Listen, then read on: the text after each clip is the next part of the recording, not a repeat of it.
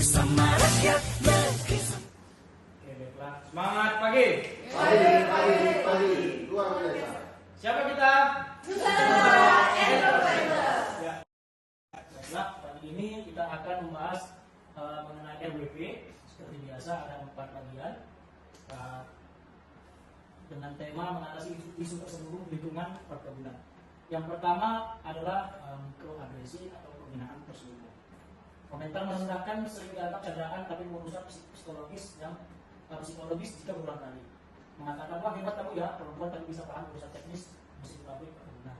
Secara tidak sadar meremehkan gender.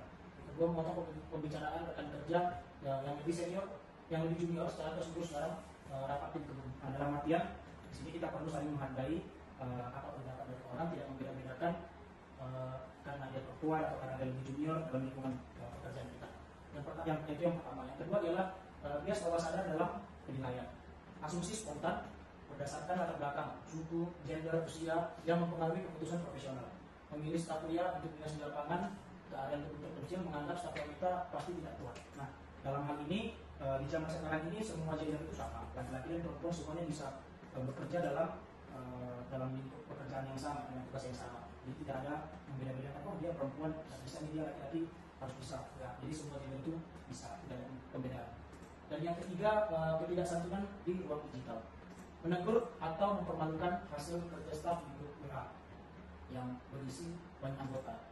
Kemudian sengaja mengeluarkan seseorang dari grup koordinasi penting tanpa alasan objektif. Untuk hal ini perlu adanya saling menghargai dalam dunia pekerjaan.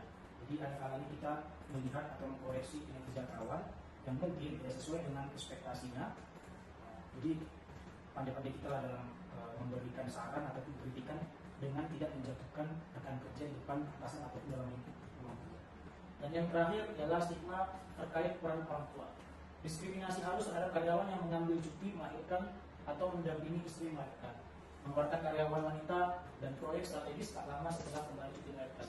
Kemudian sarkasme terhadap karyawan pria yang pulang tepat waktu demi mengurus anak yang sakit. Jadi berikut ini ada 4 bagian yang untuk saat ini saya sampaikan. Kesimpulan dari materi kali ini adalah RWP bukan sekedar melarang kekerasan fisik. RWP yang sesungguhnya adalah membangun kepekaan terhadap ucapan dan sikap kerja sehari-hari agar tidak ada rekan kerja yang terpinggirkan secara emosional maupun profesional. Jadi itu aja yang bisa saya sampaikan dalam materi kali ini. Saya akhiri. PTPN Tunggu juara bangun negeri.